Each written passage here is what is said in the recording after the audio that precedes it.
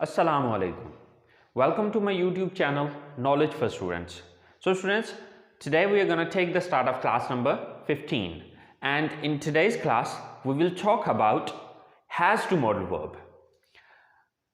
लेकिन क्लास शुरू करने से पहले अगर अभी तक आप लोगों ने मेरे चैनल को सब्सक्राइब नहीं किया तो प्लीज़ सब्सक्राइब के बटन पे क्लिक कर दीजिए। और अगर आप लोगों को मेरी वीडियोस पसंद आ रही हैं और अगर आप इनसे कुछ सीख रहे हैं तो प्लीज़ लाइक एंड शेयर के बटन पे क्लिक कीजिए। और अगर आपको कोई भी परेशानी हो रही है या कोई भी मसला हो रहा है, कोई कन्फ्यूजन आ रहा है, तो प्लीज़ आप लोग कमेंट्स बॉक्स में जाके कमेंट्स भी कर सकते हैं। तो चलें गाइस, स्टार्ट करते हैं हमारी आज की class. So students, has to modal verb is used to express necessity in the present. अगर आप इस डेफिनेशन को देखें तो इसकी definition same as it is जिस तरह से हमारी हैव टू मॉडल वर्ब की हमने डिस्कस की थी, बिल्कुल वैसे ही इसकी भी डेफिनेशन है कि टू एक्सप्रेस बयान करने के लिए नेसेसिटी ज़रूरत को इन द प्रेजेंट मौजूदा वक्त में। सेम यही डेफिनेशन हमने हैव टू मॉडल वर्ब में भी पढ़ी थी। सो उर्दू जुमलों के आखिर में ना है, नी है, ने है या पढ़ता है, पढ़ती है, पढ़ते हैं वगैरह आता है। So students, has to and have to modal verb बहुत इंपॉर्टेंट है, वो इस सेंस में कि हमने जो कुछ भी करना है, मिसाल के तौर पे मैंने खाना खाना है, मैंने कॉलेज जाना है, मैंने ये काम करना है, मैंने ऐसे करना है, मैंने वैसे करना है, मैंने कपड़े चेंज करना है, मैंने ग्राउंड में जाना है, मैंने अपने दोस्तों से मिलना है, मैंने अपने होमवर्क लिखना है, मैंने काम करना है, मैंने ये करना है, मैंने वो करना है, यानी कि इस जैसी जितनी भी स्टेटमेंट है या जिसके एंड पे पढ़ता है, पढ़ती है, पढ़ते हैं वगैरह आता है, तो इस तरह के जितने भी सेंटेंसेस होंगे वहां पर हम हैज टू और हैव टू का यूज करेंगे। तो स्टूडेंट्स, यहां से आप आइडिया लगा सकते हैं कि ये मॉडल वर्ब कितना इंपॉर्टेंट है और हम अपनी डेली लाइफ में इसका कितना इस्तेमाल करते हैं। सो अब हैज टू और हैव टू मॉडल वर्ब चूंकि सेम है, बस फर्क इतना है कि ये डिफरेंट सब्जेक्ट्स के साथ यूज होते हैं। हैज टू मॉडल वर्ब जो है वो यूज होता है use only with he, she, it and singular noun, यानी कि जब भी हमारा सब्जेक्ट इन चार में से होगा तो उस सूरत में हम हैज टू मॉडल वर्ब का यूज करेंगे। हैव टू मॉडल वर्ब में ये था कि हम आई, वी, यू, दे और प्लूरल नाउन के साथ यूज कर रहे थे, यानी कि अगर ही, शी, इट आता तो वहां पर हम हैव टू का इस्तेमाल नहीं कर सकते थे, वहां पे हमें हैज टू का यूज करना था। और आई, वी, यू, दे आएगा तो वहां पर हैज टू नहीं यूज हो पाएगा, वहां पर हम हैव टू का यूज करेंगे।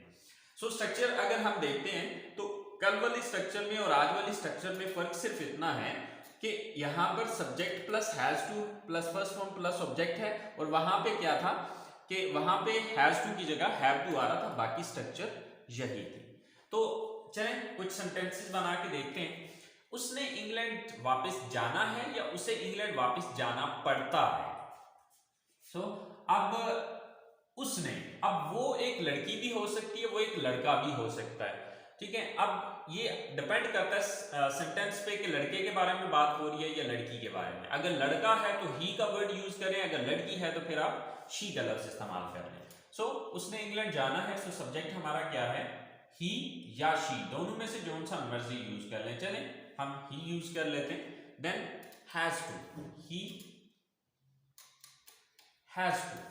Then first form of the verb वापस जाना, go back, he has to go back, उसने वापस जाना है, कहां जाना है, इंग्लैंड।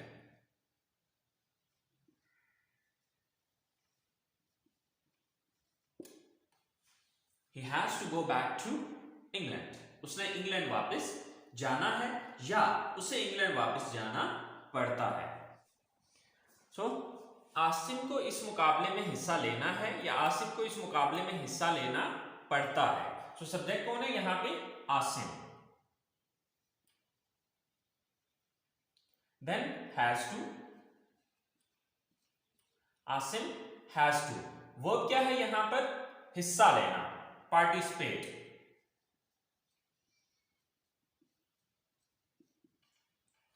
या टेक पार्ट भी आप इसकी जगह यूज कर सकते हैं। पार्टिसिपेट मुकाबले में, इन कंपटीशन।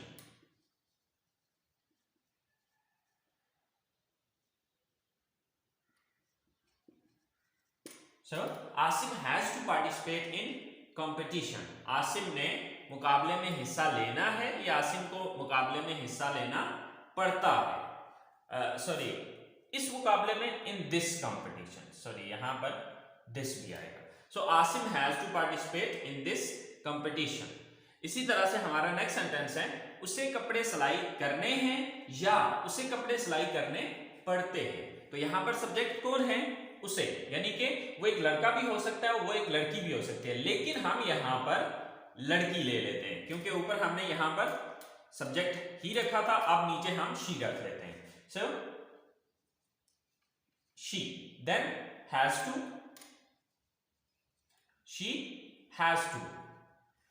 वर्ब क्या है यहाँ पे? काम कौन सा करना है उसने? सिलाई करनी। सिलाई करना की इंग्लिश होती है sew. She has to sew. क्या सिलाई करना है? कपड़े। She has to sew the clothes.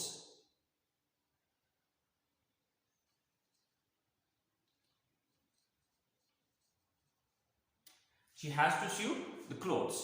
उसने कपड़े सिलाई करने हैं या उसे कपड़े सिलाई करने पड़ते हैं। सो स्टूडेंट्स, ये हमारे हैज टू मॉडल वर्ब की पॉजिटिव सेंटेंसेस हैं। सो आई होप सो आपको ये चीज समझ में आ गई होगी, ये चीज क्लियर होगी। और स्टूडेंट्स इसको बहुत अच्छे से समझिएगा क्योंकि ये हमारा बहुत इंपॉर्टेंट मॉडल वर्ब है, has to and have to, क्योंकि हमारी डेली लाइफ के अंदर इसका बहुत ज्यादा यूज होता है। तो चले आए, अब हम बात करते हैं इसके नेगेटिव सेंटेंसेस की। So students, has to modal verb के नेगेटिव सेंटेंसेस की जो स्ट्रक्चर है वो है subject plus does not plus have to plus first form of the verb and then object।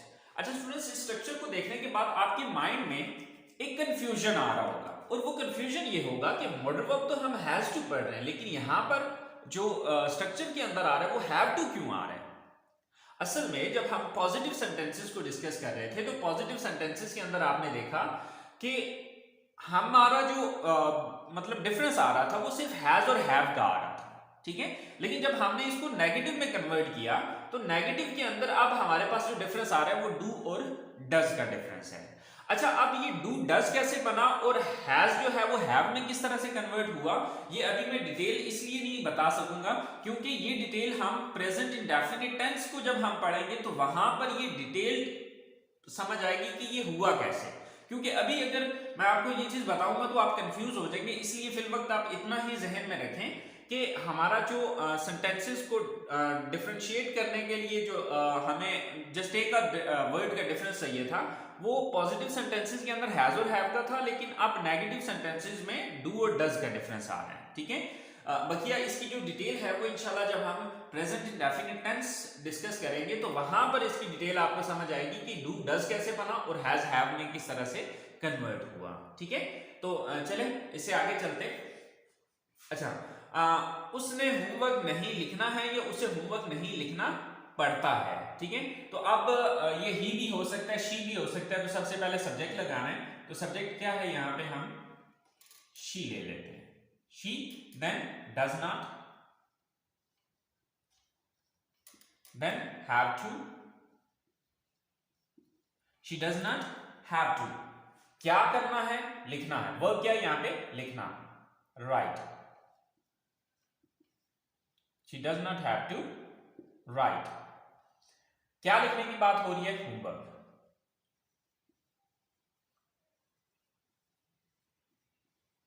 She does not have to write homework। उसने homework नहीं लिखना है या उसे होमवर्क नहीं लिखना पड़ता है। अब देखिए नीचे वाले सेंटेंसेस में मैंने सिर्फ ना है का सेंस लिया, पढ़ता का नहीं लिया।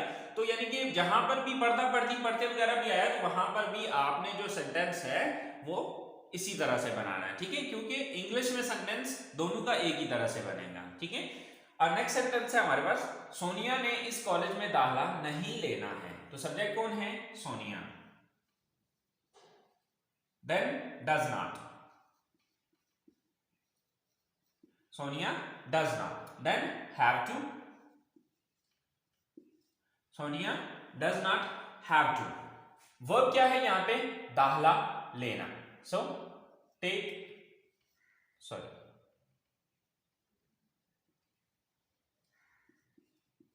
admission। Sonia does not have to take admission इस कॉलेज में, in this college. Sonia does not have to take admission in this college, कि सोनिया ने इस कॉलेज में दाखिला नहीं लेना है। ठीक है। अच्छा, नेक्स्ट हमारे पास सेंटेंस है कि उसे आज खरीदो फरोख्त के लिए नहीं जाना है।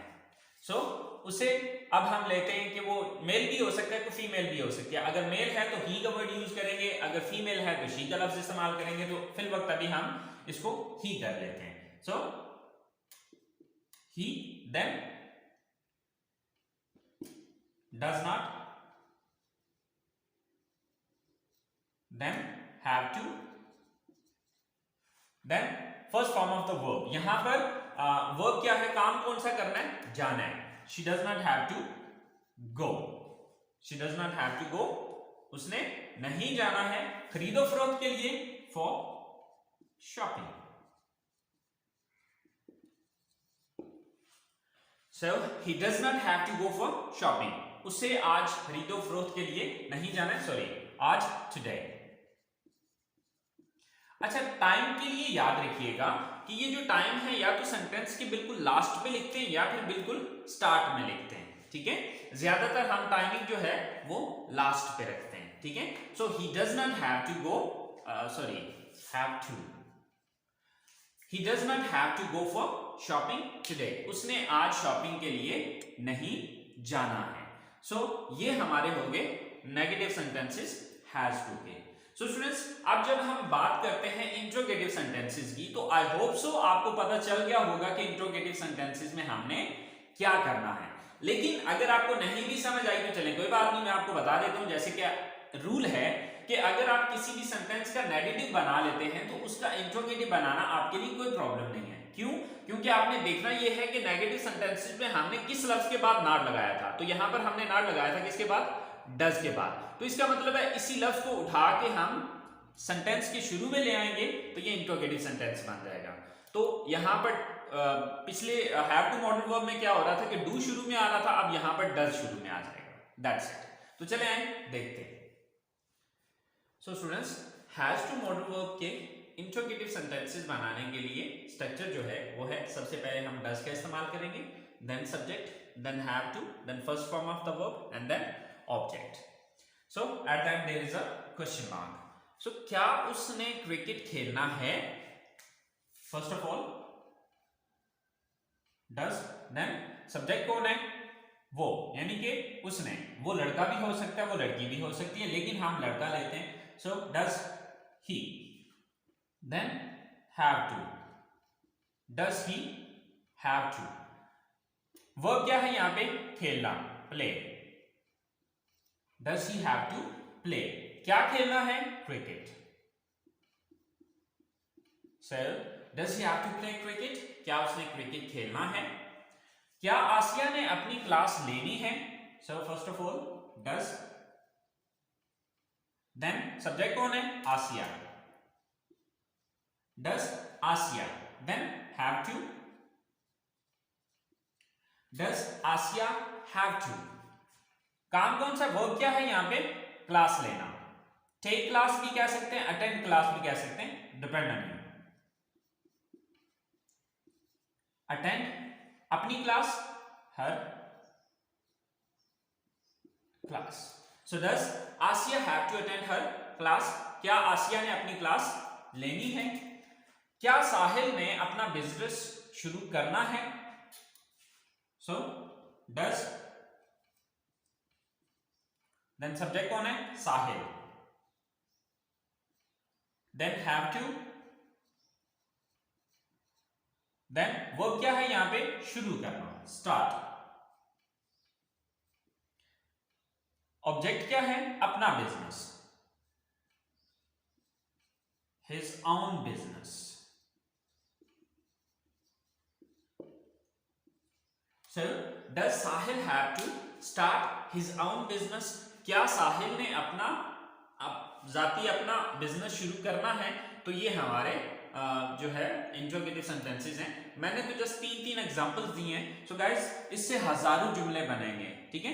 तो आपको ये सेंटेंसेस बनाने के लिए आप किसी भी एक बंदे को पकड़ लें और उसके जो भी उसने जो कुछ करना है उसकी सेंटेंसेस को बनाएं। सेंटेंसेस को बना के तो आप जो है वो इंग्लिश में उनको कन्वर्ट करें। और इसी तरह से हैव टू मॉडल वर्ब है तो आप अपने बारे में ये सोचें कि सुबह जागने से लेकर रात सोने तक आपने क्या कुछ करना है, तो उन सारी सेंटेंसेस को पहले उर्दू में लिखें, लिख के फिर उनको इंग्लिश में कन्वर्ट करें। मिसाल के तौर पे मैं ये कहता हूँ कि मैंने सुबह उठना है, मैंने वजू करना है, मैंने नमाज पढ़नी है, मैंने कुरान पाक की तिलावत करनी है, फिर मैंने तैयार होना है, मैंने नाश्ता करना है, मैंने कॉलेज जाना है, मैंने अपनी क्लास लेनी है, मैंने घर वापस आना है, मैंने रेस्ट करनी है, मैंने मतलब सुबह जागने से लेकर रात सोने तक आपने जो कुछ भी करना है उन सारे पूरी अपनी पूरे दिन की एक्टिविटीज को नोट डाउन करें और फिर उसको इंग्लिश में कन्वर्ट करें, ठीक है। और वहां से आपको आइडिया हो जाएगा कि ये मॉडल वर्ब कितना इंपॉर्टेंट है और डेली रूटीन में आप इसका कितना इस्तेमाल करेंगे, ठीक है। सेकेंडली हमारी क्लास का अब एंड है, तो अगर आपको कोई भी चीज समझ नहीं आ रही है तो प्लीज यार आप लोग कमेंट्स बॉक्स में जाके कमेंट्स कीजिए। इंशाल्लाह I will try my level best कि आपका कंफ्यूजन जो है वो जितना अच्छे से क्लियर कर सकूं, ठीक है। तो दुआओं में याद रखिएगा। इंशाल्लाह जिंदगी रही तो नेक्स्ट क्लास में आपके साथ मुलाकात होगी। अभी तक के लिए अल्लाह ने